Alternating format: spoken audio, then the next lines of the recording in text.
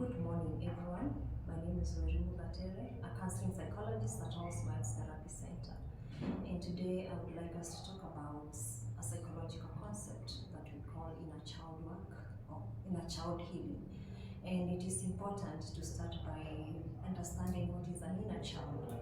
An inner child is it's a part of our psyche that hold memories, it hold needs, emotions, and childhood experiences that we experienced along the way. These are the things that happened to us mostly in the ages between 0 and 18 years. And these are experiences that still influence who we are as adults, how we show up in relationships, how we attach. It talks about our behavior, why we behave the way we behave, the emotions, why we react the way we react. So the purpose mostly for doing the inner child work is to heal and it's to heal an unexpressed trauma or unresolved trauma, the unmet needs, the difficult experiences that the things that we experienced as our children are affecting us, mostly focusing on the negative things that happened to us. Were we abused? Were we neglected? Were we not listened to? Were we repressed? These are the things that we try to, when we are doing inner child work or inner child healing, we are trying to look at these things that happened to us, and then we look for different ways through which we can reintegrate or integrate that part of our childhood and the person that we are today, just to create harmony and to come into acceptance. And it is very important to know that when we are talking about inner child healing, it does not mean we are stuck. It does not mean it's childish. It does not mean that we are looking back and just maybe being stuck in the past. It means that, and again, it does not mean we are blaming anybody, because it might feel like we want to blame the parents or the caregivers or the teachers that we went through. The work mostly is to care for that part of ourselves that still need healing and that still need nurturing.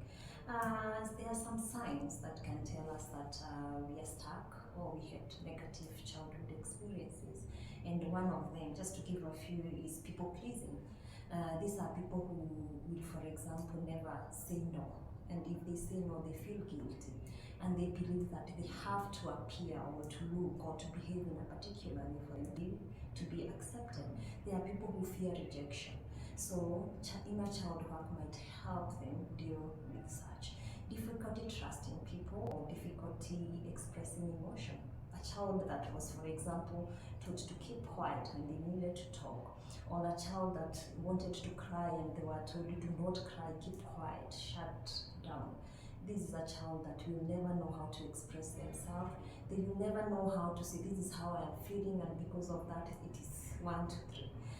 Another way you will know that there is need for inner child healing is when someone feels low self, or they have low self-worth and very poor maybe body image, low self-esteem. And for that reason, you might find these people wanting to be perfectionists. Because they are trying to do everything and they want to do it in a particular way for them to feel accepted.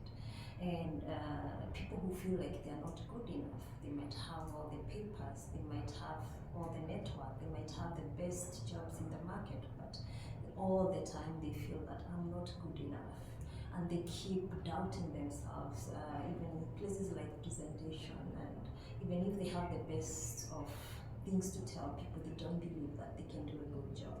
And so there are different techniques that can be used to integrate that child that is wounded with an adult that is showing or reacting or behaving in a particular way. And one of the ways is to journal, and that helps. It's like you're writing an sent letter to a child, that 5-year-old that was told that she's not good enough. You write a letter and you're expressing love, you're expressing understanding to this child. And another way is guided visualization, where you're trying to imagine exactly what happened to that child. Because first of all, we agree that anything that happened to us does not anywhere. It's just kept in our subconscious. We remember sometimes and we do not want to talk about these things. So a good thing to do is guided imagination.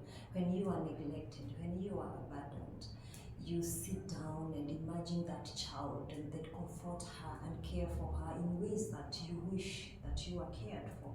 And parenting yourself, I think this is a very hard part where you are a child that was wounded and here you are to play the role, but it is very, very important. You can learn to have or to be very self-compassion, to have self-compassion, so that you can identify and acknowledge the things that were done to you.